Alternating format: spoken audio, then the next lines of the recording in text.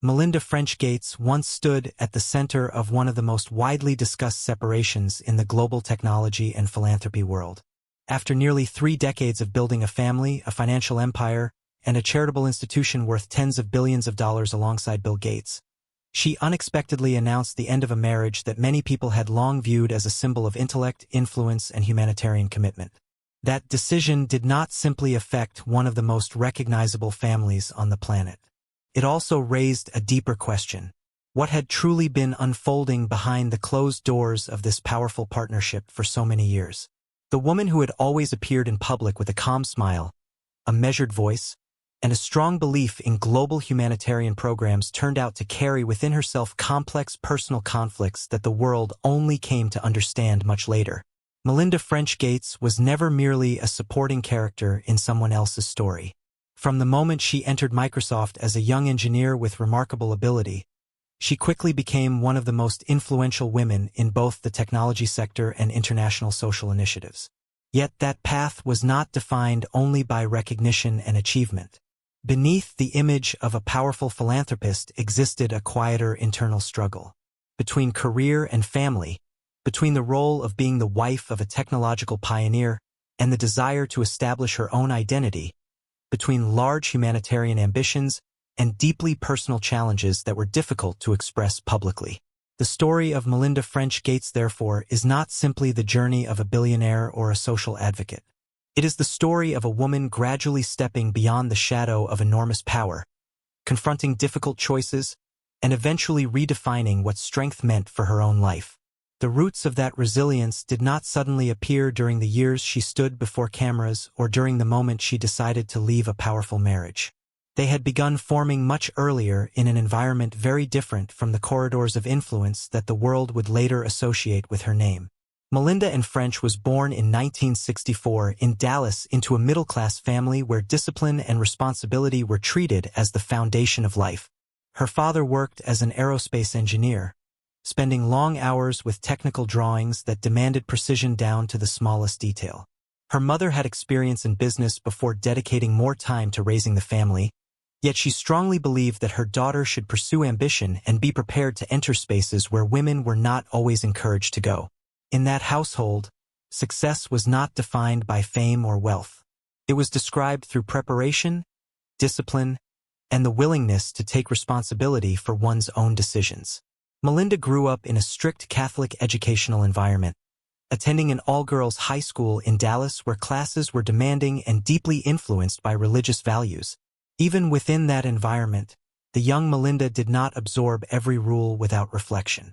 From a very early age, she showed a tendency to question ideas that others accepted automatically. While many classmates viewed established structures as something permanent, Melinda quietly wondered whether the world might function differently. That curiosity was not loud or rebellious. It appeared more as a form of logical thinking, calm but persistent. A turning point arrived when her school introduced early Apple computers into the classroom, something relatively rare at the time. For Melinda, those machines represented more than a piece of new technology. They created a space governed entirely by logic. A computer did not care about a person's background, family, or gender. It responded only to the clarity of a line of code or the accuracy of a solution. In that small universe of early programming, Melinda felt she had stepped into a system where ability was measured through results rather than assumptions. By her final year of high school, a career counselor reviewed her academic record and suggested that universities, such as Duke University or Stanford University, might be beyond her reach. The comment did not provoke a dramatic reaction. Melinda did not argue or protest. Instead, she carefully studied the records of students who had previously been admitted to those schools and noticed a simple pattern. The highest-performing students usually had the strongest chances. From that moment, her goal quietly shifted. It was no longer only about entering a prestigious university. It became about proving that limits placed by others were not always accurate. Academic pressure increased significantly. Grades had to be nearly perfect, and the discipline she imposed on herself became even stronger. During those years, a subtle psychological pattern developed. When Melinda heard doubt, she did not respond emotionally. She responded with a plan. That calm, analytical approach later became a defining characteristic of the woman who would step into the center of a global technology enterprise and eventually remain composed enough to walk away from it. Her university and graduate school years continued to draw her deeper into the world where she felt most comfortable, a world built on systems, logic, and measurable outcomes. After completing a bachelor's degree in computer science and economics at Duke University, she remained there to pursue an MBA at the Fuqua School of Business. The combination of technical knowledge and business education made her career direction appear relatively clear.